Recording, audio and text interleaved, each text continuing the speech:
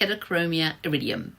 Hetero is something different or of the other. Chromia equals colour and iridium equals eye, and you put them all together and it means different coloured eyes.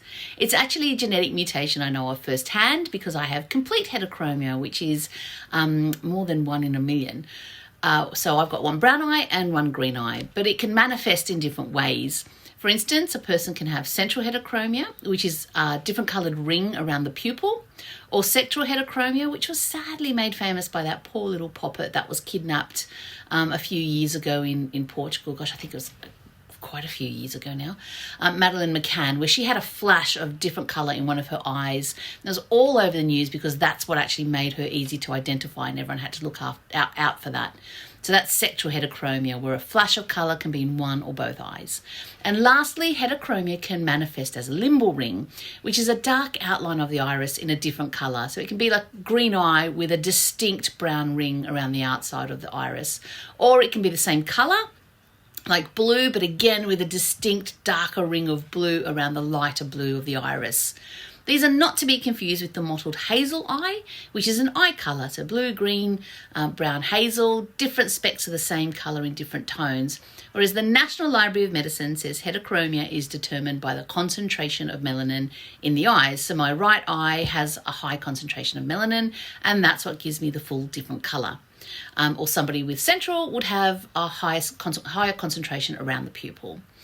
Heterochromia isn't all about science. It is a mutation that is steeped in myth and legend, and I love finding out about all the mythology, as it has long been a subject of fascination and intrigue.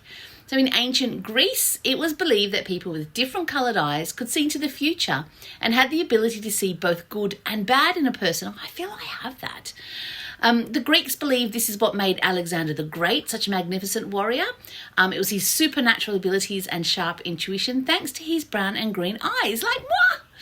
This myth is similar to North American indigenous culture.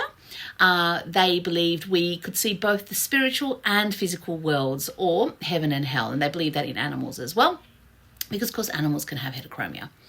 Even in ancient Egypt, babies born with heterochromia were handed over to the priests to be raised as future priests and priestesses, like the priest Manetho, as the mutation was highly prized and thought the children to be of the highest intelligence. Can confirm that, just joking, and that they were sacred due to their ability to converse with the gods. While over in Latvia, we are known as children of hags. There's actually a book about that. So shout out to all the mothers with children who have different coloured eyes. You're hags. Sorry. In Ireland, we are children of fairies who took a sick human baby and replaced it with one of their own.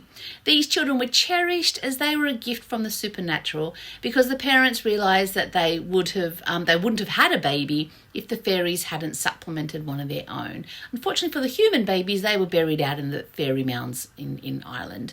But of course, we can't speak of the supernatural without harking back to the Middle Ages, where people with heterochromia were accused of sorcery and witchcraft. I wouldn't have made it into adulthood back then, I don't think. Lastly, in Russia, they believe different coloured eyes bring good luck, so you can kiss them on the cheek to get an injection of luck, but only do so with consent, of course. Now, I mentioned my boy Alexander the Great as a fellow heterochromiac, but there are also other historical figures who had it, like the poet, painter and lover, Lord Byron, and he had a brown and blue eye. The very beautiful Egyptian queen Cleopatra is said to have had a black and blue eye, as in the iris, not bruised eyes. And George Washington, he had a blue and grey eye. So I would imagine that the grey eye would have the melanin because the blue would be the source colour. We feature in movies, of course, the X-Men movies are all centred around the mutated gene, and the Minions were in TV series, but were often portrayed as the villains in series and movies. We also feature in the literary world. Tyrion Lannister from the Game of Thrones series was described as his head was too large for his body, with a brute's squashed-in face beneath a swollen shelf of brow. One green eye and one black peered out from under a lank of hair so blonde it seemed white. And interestingly, he wasn't portrayed like that in the TV series, not even with the white hair. Also, Jasper from the Twilight book series had a brown and gold eye. There are also some contemporary famous people who have the condition. Mila Kunis has a brown and green eye, although hers looks more sectoral. And Christopher Walken has a brown and blue. But perhaps the most famous he did, of which you probably already know, is David Bowie. He didn't have heterochromia and he didn't have different coloured eyes. Instead, he was involved in a playground accident, which saw one of his pupils permanently dilate, so it got enlarged. Excuse me. So it looked as though he had one black eye and one blue, when in fact he had normal eyes. One had a normal pupil and the other had the extra large pupil. So if you have heterochromia or you know somebody who does, embrace this unique aspect of your or their appearance. It has certainly led to some wacky and entertaining encounters in my life, and I like my eyes mostly for the experience they have given me with the interactions with other people. So if you would like to have a bit more of a deep dive on this topic, please listen to my podcast, The Mutation Station, on Spotify, where I really delve into things with a bit more depth.